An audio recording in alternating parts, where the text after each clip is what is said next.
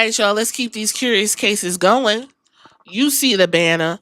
Oba Femi. Oba Femi is a rising star in NXT. He is the NXT champion. They put a rocket on him. He has taken to professional wrestling like water, and I enjoy watching his trajectory. He is 26 years old. You heard me right. He was born in 1998. 26 years old. I know a lot of people was complaining about how he looked older than he is or whatever. Let me tell you something. That's all 100% African. Okay, that ain't he don't look diluted with nothing. That's all from the motherland. 6'6", 310 pounds of Nigerian African. Let's give a round of applause right now. Round of applause. Let me tell you something. You got this old bitch over here, hot. You know what I mean? That boy could probably be my son, and I'm hot. I would never do nothing with no 26-year-old, but baby, once he hit them 35s, oh, I'm about to lust after him and sexualize him like nobody's business. You hear me? Hey, let me get into this though. Isaac O. Doug Benassi.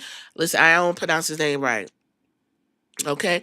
I'm gonna say this before we get into his he showed up at NXT. He is basically homegrown NXT WWE wrestler from the next in line. So it's not much to say about what's going on right now, but we're going to talk about that. And then I actually going to dive into what they was about to do and fuck up this man's momentum. I'm glad they switched it up. So real quick, y'all already know he's from Lagos, Nigeria, 26 years old. He's a professional wrestler and a shot putter. Okay? Signed to WWE. Been doing great things ever since. Booker T puts him over just by saying, oh yeah, that's all he got to do.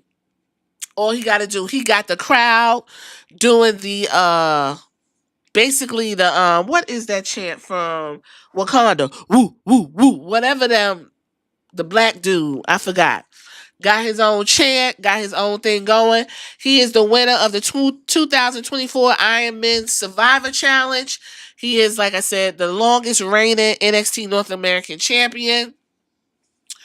He in track and field, several medals during his high school years, earned him a student athlete scholarship at Middle Tennessee State University. So he is educated.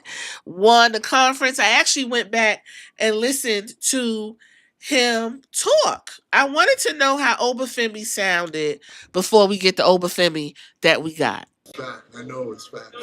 I'm happy. I'm not. No regrets. It's over now. What can I do? I'm happy with the career I've had. Collegiate. It was great. 2 records for the school records, indoor, outdoor. 3-time SEC champ. I mean, what? I can't complain. He is decorated. So for anybody that's saying he a wrestler because he couldn't, no. He's decorated. Okay, he put his dues in, and he just told you he was wrapping up at down to looks like a NCAA tournament or whatever the case may be down to the South. Southern, he down there with them black folks, so he ate good. Cornfred got a big old fat ass too. Good grief.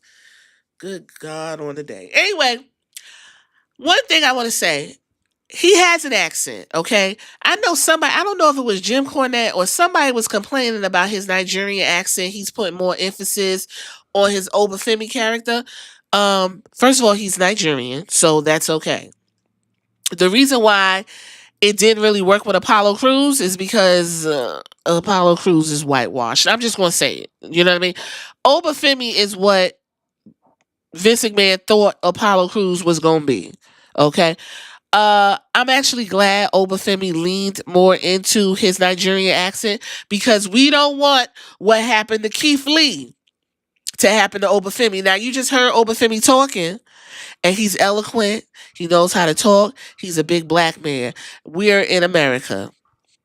Okay, when you see eloquent, well thought out black people, unfortunately, the judgment is, well, they must be whitewashed or something's going on. Now we're moving away from that, but in the wrestling world, people wouldn't have known what to do with him sounding like that and looking the way he looks. And I'm just being honest, okay? So I'm glad he leaned more into his Nigerian upbringing. Oba Femi, he said, meant king or something like that. I was listening to another podcast when he was in NXT. I like the name. They let him do it. It fits perfectly, of course. Uh, what else we got? He entered the Survivor Challenge. I told you he won. NXT New Year's Evil. Whoop de whoop de whoop. Bam bam bip. Pro Illustrated, if that matters, ranked him number 53 out of 500 singles. I think he'll probably be in the top 5 this go round. And another thing, real quick. The one thing WWE was about to do and fuck up Oba Femi's momentum. There is a clip where Oba Femi was coming from the back. So this chick, I'm gonna tell y'all know who I'm talking about because I'm about to go ahead and drop her name in a minute. This chick was sitting in front of 2 other black dudes. I don't know who these guys were, but anyway, she was pumping them up and trying to tell them what they need to do with their life or whatever. And she was like, "I always pounce first." Whoop de whoop de whoop. Oba Femi come from the back and he carrying a fur. And he walks by her and she stopped talking to the black dudes and turned around and was like, "Oh." And she was like, he gave her fur. That was Nikita Lyons. And she was like, "Thank you." He was like, "No, thank you." Child, you go read them damn comments. I put, "No, thank you. Please do not." No, thank you. Please do not. Okay? Why do I say that? Let's speak in realism.